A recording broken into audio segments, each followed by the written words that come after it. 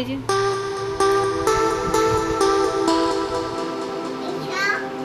হ্যাঁ এসেছি পাপা।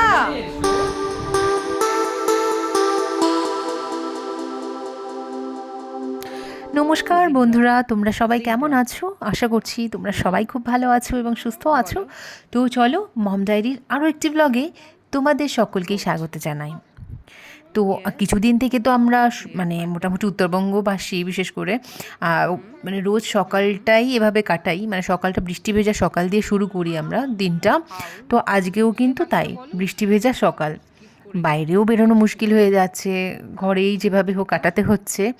আর বৃষ্টি, এমন বৃষ্টি, মানে কখন বৃষ্টি আসবে কখন থামছে একদমই কিছুই বোঝা যাচ্ছে না। সারাক্ষণই একটা দিনটা কেমন গুমোট হয়ে আছে, মেঘলা হয়ে আছে। তো এভাবেই কিন্তু কাটছে। তো যাই হোক, এবার কিন্তু এই যে সকাল সকাল ছেলে একটু বই নিয়ে বসে গেছে নিজে থেকেই। তো যেগুলো জানে ওগুলো তো নিজে থেকেই পড়াশুনো করে, তো অসুবিধে হয় না। আর যেগুলো হয়তো ভুলে যায়, কিছু কিছু জিনিস হয়তো কনফিউজড হয়ে যায়, মানে এটা মানে অ্যানিমালসগুলোর নাম, তখন আমি একটু বলে দিই। এই তো এভাবেই মোটামুটি সময়টা কাটালো ও সকালে। তো আমি ওদিকে কিন্তু ওর খাবারও বসিয়ে দিয়েছি আমার ছেলের। তো ওদিকে খাবারটা হচ্ছে, তো তার মাঝখানে যেটুকুনো সময় দেয় সেটাই আমার কাছে অনেক। তো এরপরে কিন্তু দেখো, ওকে স্নান খাওয়া দাওয়া করিয়ে দিয়ে আজকে না একটু লেট করে যেহেতু উঠেছে, আমি ভেবেছি আজকে বিকেলে ঘুমই পাড়াবো না, ওকে রাতে তাড়াতাড়ি ঘুম পাড়িয়ে দেবো। কিন্তু তার যাই হোক, ভালোই হলো, 4টে নাগাদ, 4:30 না, 4:30 পৌনে 5টা নাগাদ তো এই যে পাশের ফ্ল্যাটের জিয়া চলে এসেছে খেলা করতে আমার ছেলের সাথে। এই দেখো দুজনে খেলা করছে, দেখো আমার ছেলে পিঠে তার ওই বন্ধু মাঙ্কি ওকে নিয়ে খেলা করছে। তো খেলা করার পর তো যখন প্রায় 6টা বাজে ও ঘুমে পুরো ঢুলে পড়ছে, তো বাধ্য হলাম ঘুম পাড়াতে। তো ভেবেছিলাম ঘুমিয়ে পাড়াবো না, তো 6টা থেকে 7টা অবধি ঘুমিয়েছে। তো যখন প্রায় 8টা মতো বাজে, তো ও ঘরে থাকতে চাইছে না, ও বারবার আমায় বলছে বাইরে যাবে। তো বাইরে কোথায় নিয়ে যাব, বৃষ্টি, তো ভাবছি উঠোনটা আবার যদি ভেজা থাকে খেলতেও পারবে না। তো আমি ভাবলাম না, একবার তো চান্সটা নিয়ে দেখা যাক। তো ওকে রেডি করে বাইরে বের করলাম যে চলো বাইরে গিয়ে খেলা করবে। তো এই তো দেখো, ও গেছে একে একে, কিন্তু সবাই চলে এসেছে, ওই যে ওর পাখি দিদি, ওইদিকে পাশের বাড়ির আরেকটা দিদি ভাই, তারপর ওখানে উপরে ফ্ল্যাটের এক দাদা, তারপর আরেকজন আসবেন, আরেকজন হচ্ছে এসেছে ছোমার, হচ্ছে ওটা তোমাদের আর কি। ও এসে বেশিক্ষণের জন্য ছিল না, জিয়া এসেছিল। তো এভাবে কিন্তু ওর টানা 1 ঘন্টা খেলা করেছে।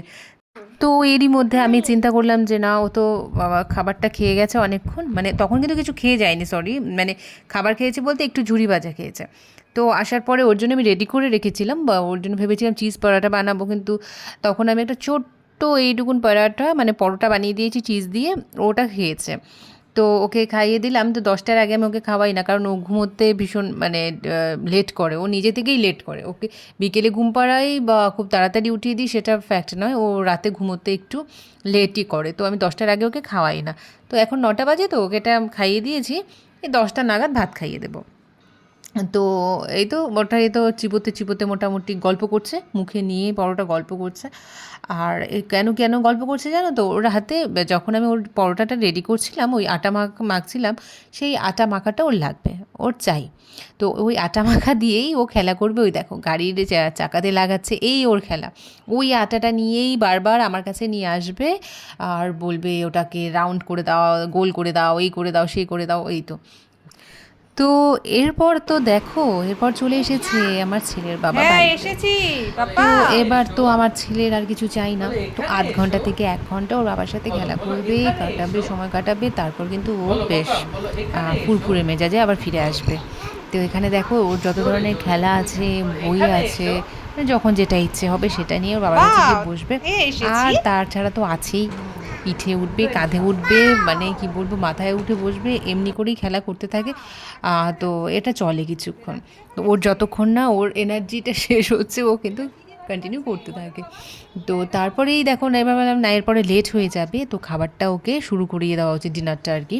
তো এবার ওকে নিয়ে বসিয়ে গেছি। এবার তোমরা দেখবে আমার ছেলের কাণ্ড, দেখবে যে এই ছেলে কি না এত সুন্দর করে খাবার খেত, সেই ছেলের এখন দেখবে কিছুতেই কিছু খেতে চায় না।